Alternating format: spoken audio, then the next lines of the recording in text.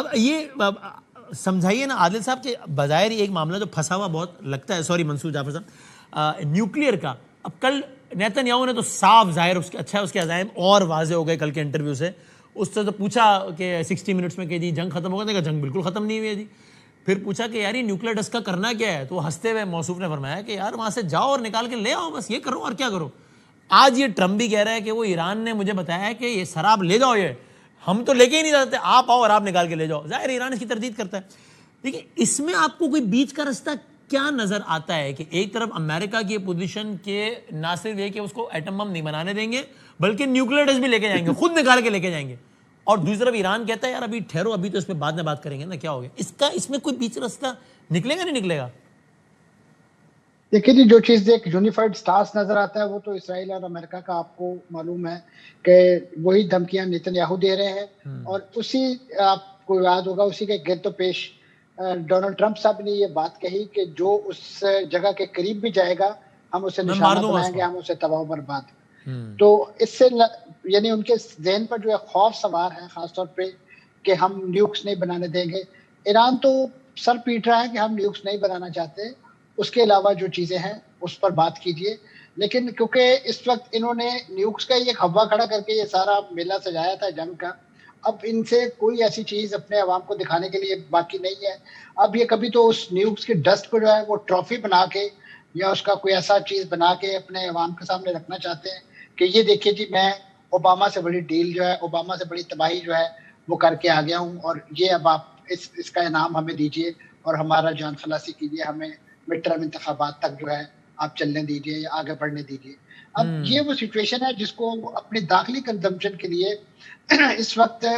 Over obsessed हो गए हैं इस न्यूक्स वाले मसले पे। हालांकि इस वक्त जिस चीज का उन्हें हल दरकार है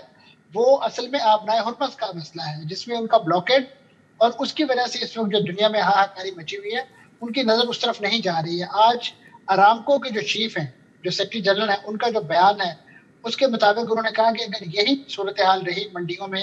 तेल की सप्लाई के हवाले से तो हम 2027 तक जो है मंडियों को बहाल नहीं कर सकेंगे। और मंसूर साहब आपसे ही सवाल कता कलाम करते मैं सोचता हूं कि दुनिया के जो सीरियस हल्के हैं एनर्जी से रिलेटेड और दीगर सरबराह मुमलिकत, वो क्या सोचते होंगे कि अभी थोड़ी देर पहले ट्रंप ने हुर्मुज की सूरत हाल पे कहा है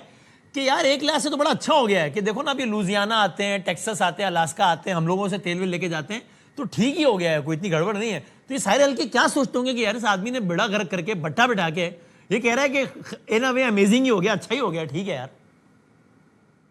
जी, इस पर तो बेहतर तबसरा डॉक्टर आदिल नजम कर सकेंगे क्योंकि ज़ाहिर है वो बैठे हैं खुद अमेरिका में, उन्हें भी आइडिया है। अगर उनके वजीर तवानाई का बयान आप देख लीजिए, उन्होंने तो खुद रोना रोया है कि डोनाल्ड ट्रंप साहब की इन पॉलिसियों के नतीजे में इस वक्त जो तेल की कीमतें हमारे यहाँ बढ़ रही हैं, गैस की कीमतें उनके यहाँ बढ़ रही हैं, ये 2027 तक भी उनके बकौल हम इसे नॉर्मलाइज नहीं कर सकेंगे। तो डोनाल्ड ट्रंप साहब पता नहीं किस दुनिया में रहते हैं। बात वही है कि उनकी हम हर बात को सीरियस लेने के आदी हो गए, तो लिहाजा फिर बहुत सारी चीज़ों पे एक रद्दोकत और इस नौयत के तबसरे जिनका यकीनन एंड ऑफ द डे पे कोई मतलब तो नहीं निकलता, लेकिन इस एक इशू को जिंदा रखने के लिए, लाइव रखने के लिए और उसकी इंटीग्रिटी वो फिर बैकएंड पे चली जाती है। यही वजह है कि इस इशू की जो एक संजीदगी है अब वो एक लिहाज से सब साइड होती जा रही है, और इसमें इस नौयत के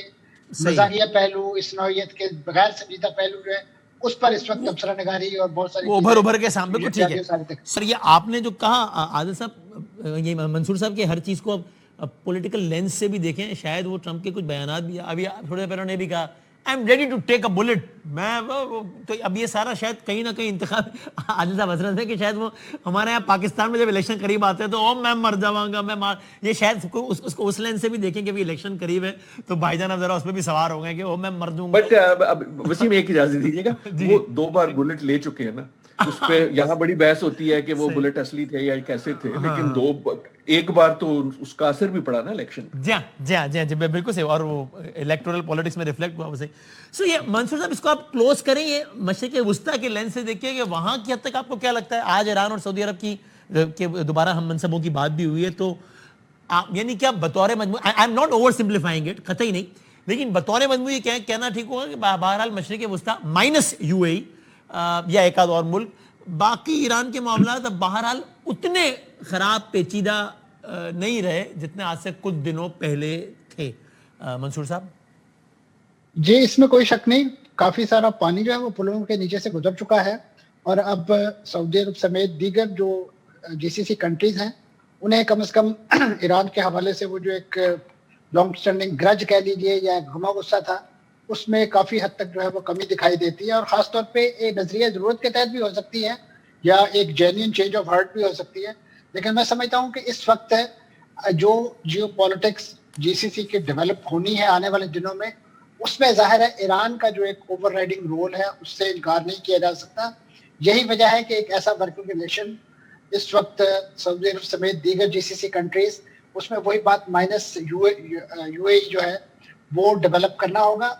अदरवाइज फिर यही एक धड़का आज ईरान को अगर इसराइल से है तो कल इसी ईरान से जीसीसी कंट्रीज को इसी तरीके से लाक रहेगा और ये खित्ता इसी तरीके से डिस्टेबलाइज रहेगा। अब वो जो बात की जाती है लॉन्ग टर्म बेसिस पे कि इस वक्त अगर ये डील बेल मंडे चढ़ जाती है और उसके नतीजे में एक रास्ता हमवार हो जाता है, खासतौर पे जंग मुस्तकिल बुनियादों पे, और जिन गारंटीज का इस वक्त ईरान मुतालबा कर रहा है वो उन्हें मिल जाती हैं, चाहे वो नो वॉर पैक्ट की सूरत में हो, लेकिन उस नो वॉर पैक्ट को सिर्फ अमेरिका और इसराइल तक महदूद नहीं करना होगा, फिर ईरान को भी एक no war pact GCC countries के साथ भी करना होगा। उसके लिए मैं समझता हूँ जो जरूरी डिप्लोमेटिक चैनल है वो सऊदी अरब बड़ा वाइजली उसने ओपन रखे हुए हैं और इस वक्त उनका जो बैकएंड बल्कि ये तो ओपन उन्होंने इस जो कॉल्स हैं उसका तबादला जो है, फिर इसी तरीके से आज जो सऊदी जो वजीर खारजा है उनकी पाकिस्तानी मनसब से भी बात हुई है, तो लिहाजा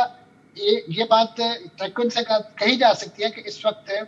कम से कम वो जो एक रीजन की एक इंटीग्रेशन है वो हमें एक किसी हद तक दिखाई देती है और खासतौर पे ईरान वाले मसले पे बिलखुसूस, क्योंकि उसका जो एक अपना हुर्मुज़ से मुतल्लक हिस्सा है वो तो यकीनन सबको मुतासर कर रहा है। सही। और वो चाह रहे हैं कि इस वक्त इसको जल्द अज जल्द जो है वो हल किया जाए ताकि वो जो चीज़ें उनकी स्टॉल्ड है, क्योंकि अभी सिर्फ और सिर्फ वो अपना हुर्मुज़ बंद है, लेकिन उसके नतीजे में जो उनके तेल की तनसीबात, उनके रिफाइनरीज जो बड़े पैमाने पे स्टैग्नेशन का शिकार हो रही हैं और उसको रिवाइज करने के लिए यकीनन जो एक टाइम दरकार है, मैं समझता हूँ वो हकीकी चैलेंज है। और उसी की तरफ जैसे मैंने पहले भी गुजारिश की कि अरामको के जो चीफ है वो एक वार्निंग दे रहे हैं कि हम तकरीबन 2-2.5 साल हमें लगेंगे इस पूरे प्रोसेस को। जी आर्टिकल लिखे जा रहे हैं कि दुनिया ने कभी अपनी तारीख में एनर्जी क्राइसिस, उन जंगों में भी इतना एनर्जी क्राइसिस नहीं देखा जिनका दौरान इस जंग से कम, इस दौरान इस जंग से बहुत ज्यादा था। उन जंगों के नतीजे में भी एनर्जी क्राइसिस सतह का नहीं हुआ जितना इस जंग के नतीजे में हो गया। Thank you so much Adil साहब, आई एम सो ग्रेटफुल। बहुत शुक्रिया मंसूर जाफर साहब।